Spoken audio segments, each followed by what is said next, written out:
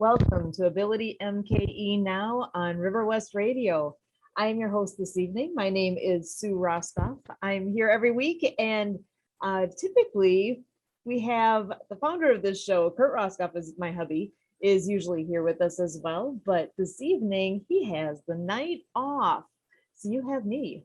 I am excited to bring some thoughts your way of what our show is based on. So we are Ability MKE Now. So what are we? We are a show about integration, about bringing people with disabilities and people that don't have a disability together, enjoying life here in the Milwaukee area. We all have our own personal strengths and weaknesses, right? So some things we're really good at, some things we have that we find to be more of a struggle. We all have different abilities. And here at Ability MKE Now, we dive into that topic of diverse abilities and showcasing and sharing a variety of aspects of ability related topics. Just for grins, I actually thought, just like, what does the internet say about disability? And actually of all things, Wikipedia, it's not my favorite resource here, but what I saw in here, I thought it was worth sharing. Because disability, what exactly are we talking about? We're talking about disability. We all know somebody that has a disability, and it's such a broad thing. I like the way it was worded on here. So disability being any condition that makes it more difficult for a person to do certain activities or effectively interact with the world around them, whether it's socially or materially. These conditions or impairments may be cognitive, developmental, intellectual, mental, physical, sensory, or a combination of multiple factors. Impairments causing disability may be present from birth or may be acquired during a person's lifetime. Often disabled people are, quote, unnecessarily isolated and excluded from full participation in society, unquote. So the results of the impairments, people with disabilities can experience disablement from birth or may be labeled as disabled during their lifetime. And one more important piece to share that is actually the United Nations has defined disability as well. They define it as long-term physical, mental, intellectual, or sensory impairments which in interaction with various barriers may hinder a person's full and effective participation in society on an equal basis with others. Now, part of why I thought that was worth sharing here, it puts it into an interesting context, I guess, because we all have disabilities of our own. Let me rephrase that. We all have abilities and strengths. We don't all have a piece of us that we consider to be a disability. However, we all know somebody who would fit in that category, don't we? I actually, well, obviously with what we've been doing over the last handful of years, I know quite a few people that have a disability of one form or another, and how that makes their life different from mine is interesting and unique. And until you're the person in those shoes, it's not something that you necessarily put a lot of thought into or think about relating to. And that's part of why we're here with Ability MKE Now. We take it to another level here and want to have that conversation and to have it basically, until you really think about something, it's not necessarily something obviously you can't wrap your head around it if you've never thought about it. So here we're bringing ideas forward that give you an excuse to have the thought. I have a very good friend who educated me along the way early on as to what disability means to him. He's been on our show a handful of times over the years. Chad's a very good friend, and one thing that he always says is, look at my ability, not my disability. And putting things in that context has made a difference for me and how I view everything around me. I think of a lot of different things in my life differently because of that phrase, that piece that he has brought into my world and how he's influenced me. So I do want to cover a couple different things here tonight. First of all, I do need to take just a step back. We have a very good friend of our show. She's been on multiple times. Denise Vargas is a very special friend of ours. She is a person who has lived with a lifelong disability. Her business is called Live Creatively because she personally has had to find ways to live creatively her entire life. And the reason I bring her up is today's her birthday. So I just want to give a big special shout out to one of my favorite people, Denise Vargas. Her name, it begins with DE for Denise and VA for Vargas. So we often call her the Diva. Diva truly is a special person. She is someone who has found so many great ways to make her disability a piece that not only makes her unique and special in so many ways, but actually makes her an expert in ability. So those, I know Kurt's talked about that many times as well, that those who have disabilities are experts in abilities. So how they take their everyday life and find the ability in everything they do, because they have to. Often you have to get quite creative in how you live your life and how you pursue everything you do. Sometimes I think those of us who don't have a disability take way too many things for granted. I that just made me think of another thing that is happening actually as we speak. We had a friend of mine, actually I should call him an acquaintance at this point. It's somebody I've not been in touch with in years. He is somebody who I went to high school with. We were in the same graduating class. And I guess I'm pretty lucky to say that out of 200 people in my class, we've only lost 2 people so far, 2 people that have died from that entire crew that I'm aware of. And one of those funerals is actually taking place this evening. There's a big group I'm hoping it's a big group getting together and that our classmates, and just to give tribute to him and his life, because he passed away unexpectedly. That's something none of us know. See, this is a diva phrase. We all know our birth date, but we don't know our expiration date. He didn't know. It ended up being just a few days ago. And again, that's a piece that just to me ends up bringing the thought of, what does today mean to me? What is what I'm going to do tomorrow? What am I doing with my piece? How am I living for others and living forward and taking the abilities I have, not taking them for granted, but making the most of them? So I'm gonna I'll come back to that actually. I'm gonna come back to that concept here a little bit later tonight. First, I want to just back up and revisit again a thing that's been talked about a little bit on our show. I just want to make sure that being this is such a huge project going on locally, that everyone can be made aware of this and understand the possibilities. So you guys all know about Northridge Mall, and it's been basically abandoned, as far as I understand, for quite some time.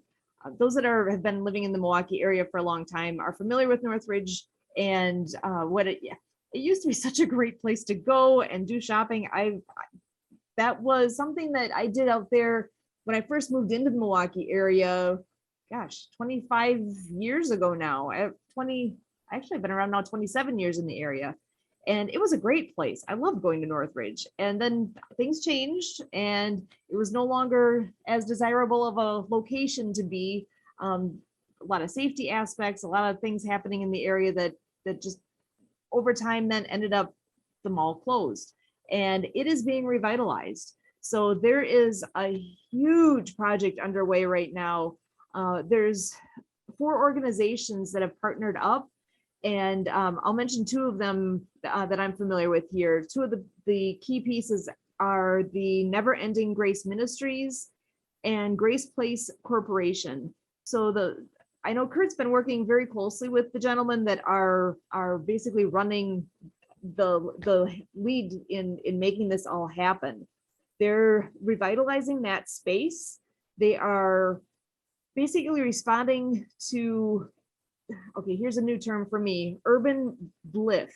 I hope I'm saying this correctly. It was a term that was literally new to me today. It's BLYTH. It is basically when an area ends up basically falling and getting into a bad place. We need to revitalize that area. So I'm just going to refer to this as the urban revitalization of that area around Northridge Mall. So what are they doing? They're taking the mall. They are going to be actually utilizing right now what the process is going through and doing a lot of business professional networking around the Milwaukee area and beyond. It's the relationships, actually for us personally, that go back over 20 years that is helping to make this project a reality. So one of the gentlemen involved intimately in this revitalization is a friend that we first met back, gosh, in connections that date back probably 20 years. That the concept of networking is something that I was not all that familiar with back, like I was saying, 20 years ago, where there are groups that actually get together. We've talked about it on here in the current day with the Happy Neighborhood Project. That's a venue where we can do networking online. It's actually, there's weekly meetings that we meet over Zoom, and you get professional relationships to really good, strong people that are looking to not only improve their own business, but to see what they can do to help you in yours. That's what networking is all about, is making those connections and making the most of what, who knows who.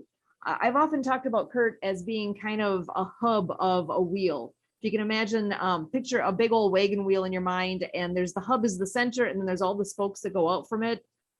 Kurt has for years been the hub of people and information and connections. And that's where the gentleman that is this Craig that is running part of the core piece here, I believe he is actually serving as a CEO with one of the pieces of this project of revitalizing Northridge Mall. So with the networking that Kurt had done, that dates back like 20 years, he and Craig had met, and honestly, we haven't been in touch for years, but it was such a good experience back then, and understanding each other and what they're about when they were looking to make connections across the Milwaukee area here to make this project happen. Craig thought of Kurt, and Kurt's been involved now over the last, gosh, I don't know, months to, I don't know if it's even been as much as 2 months now in furthering those connections and bringing more and more people together to help with this project. They're talking about 500 jobs being created here within this project. Did you hear that? 500 jobs. That's huge. That is an amazing piece that's happening here. So with the group that's putting this all together, it's considered a Matthew 7 project, where they're talking food, shelter, clothing, pieces that are vital to survival, basically. That is the core of what's happening here. Within the location there with Northridge and with what their plans all are, it's going to be a monstrous undertaking, and I am excited to see who all will be stepping up to the plate to be taking on these 500 jobs, who will be going into the space to help. I am understanding there's you name it, as far as what a person may need, whether it's medical, whether it's the basics of just the food, shelter, clothing, that aspect. I also hear that there's going to be entertainment pieces within this. I've heard comments of miniature golf. So there's going to be such a wide range of what is happening there and what's available. It is something that I think we all need to be clued into and see what we can do to touch base on this. Who knows who? It's all about that. That's what networking is. It is. I don't know all the people that are going to be involved. Kurt doesn't, but you've all heard of 6 degrees of separation. We, within the Milwaukee area here, all know the right people that will want to be involved in this and take advantage of what this opportunity is, and to be able to grab onto the pieces that they can do and to make that difference. Because I'm certain there's going to be disability related pieces in here as well. I don't know what those are yet. They're still on the creation end of this.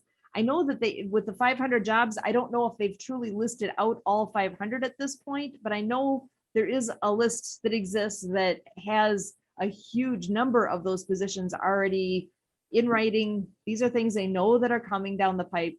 And I'm excited to see where that all goes and what all will end up connecting in.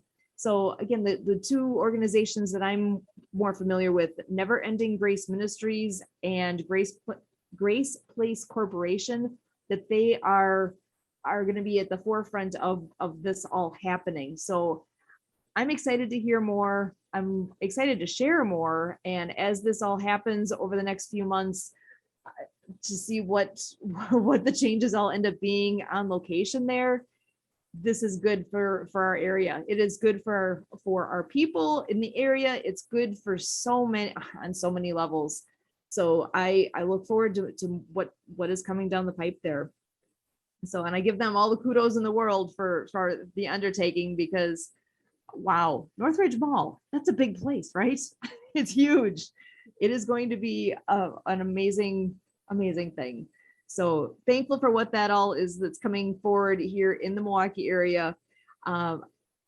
We are Ability MKENow, and we enjoy what happens in the disability community. And within that, I am going to hop to one of my favorite topics, because our whole introduction into the disability community and what we personally have done has always been related to water skiing. So it seems like a weird connecting point, but that's what it is for us. Okay, so let me just share a couple of things here about, so water skiing, how does that connect? On the Wisconsin Water Ski Federation, they've got the perfect description here for what is, it's now called adaptive water skiing. It used to be the disabled division. They've renamed it appropriately to adaptive skiing. And what is it? It is for people of all ages and all abilities, that we can all enjoy the fun and excitement of water skiing in Wisconsin. Adaptive equipment allows a skier to participate in a range of water sports, from skimming the surface in an inner tube to actually doing competitive water skiing, including slalom, trick, and jumping. Many leg and arm amputees use the same equipment as able-bodied athletes, but adaptive devices such as a sit ski, outriggers, and shoulder slings accommodate various levels of ability. So I love how within the Wisconsin Water Ski Federation, they have taken on also the ability aspect for what the water skiing is. The program that my family works the most closely with these days is the Lindsay Legis Free Water Ski Club, and the dates are set. Get out your pen and paper if you want to jot down what the dates are going to be for the water skiing down in Burlington. The location is actually where there's a show ski team down there, the Browns Lake Aqueducts, and they ski obviously on Browns Lake. At Fisher Park is their location, and we do have 3 Friday dates all set for doing our adaptive water skiing with the Lindsay Legis Free Water Ski Club. So those 3 Fridays there's one at each month, one in June, July, and August. So the June date is Friday, June 24th. In July, it is Friday, July 8th. And in August, it is the last Friday of the month, August 26th. So again, June 24th, July 8th, August 26th. Now the ski time runs from 10 a.m. until 5 p.m. and we will be getting some signups going here so that we can plan appropriately. So we have a good number of volunteers available, and that we can take as many people as possible out on the water. Lindsay Legis program is actually, it's extra special to us. It is a program that basically is done it was created by her family. It's done in memory of Lindsay, and she unfortunately had passed away in a car accident back in 2006. She was a teenager, and she lost her life. She was a vibrant young lady who was a show skier. She does same as what we do, with doing the water skiing for a show ski club. So if you've ever been to, or if you've seen like a Tommy Bartlett style show where there's pyramids on the water and lots of flashy costumes and a fun theme taking place, that her club does the same. She was with the Browns Lake Aqueducts, and whenever you go to a program down at Browns Lake, again, it's in her memory. You'll get to see pictures of her, and you'll be using the same ski boat that she used, the pony boat, which is aptly named. It is a beautiful not wooden, it is a beautiful old ski boat. I forget what year that boat is, but it has a Mustang engine in it. And so it's a Mustang. She called it the pony boat. Ponies, Mustang. So it's right on the back. It's the pony boat. It is awesome. Her dad, Rick, is the one that is the driver, and he is a character and a half. I can't say enough good things about him, and the size of his heart is beyond words. He's a very special person, and what he does for other people has basically been a calling. And he's always said it's not anything that he ever thought of. It's something that has basically come to him. And how this came to him actually was in the form of Kurt. Kurt came to him. We were at the state tournament, the state water skiing tournament a whole bunch of years ago. I believe it was actually back in 2013, 2014. I believe it was 2014 actually, that we had done some adaptive water skiing demos at the state tournament that year, and we were working on fundraising for equipment and all those wonderful things. And of course, Rick is over by us, finding out more, learning more, and Kurt doing what he does. He networks, right? He meets people, he gets to know people, he finds out who they are, what they're all about. And that's what happened that day. It was a very magical day that took place, where it wasn't just a one-time meeting, but it started there. The spark began. One conversation led to the next, where now we have every summer, except for COVID summer, obviously, but every summer we have 3 dates like this, like we do this year, 3 dates that are available for folks of all abilities to come and enjoy what we are lucky enough to enjoy on a weekly basis. They'll be able to have 3 opportunities to come on out and do some water skiing with us. I guess whenever I think about that, it's like, what does that mean to me? To me personally, this is such a special time to be able to be next to somebody. So I tend to be a side skier, which means whoever is in the sit ski and enjoying the time on the water, in the adaptive equipment, we always send out an able-bodied skier on either side of that person, both for safety and for just the function of how it works. We go with the person and are there for them in the start, in the stop, in the whole time out there, and getting to experience this with them.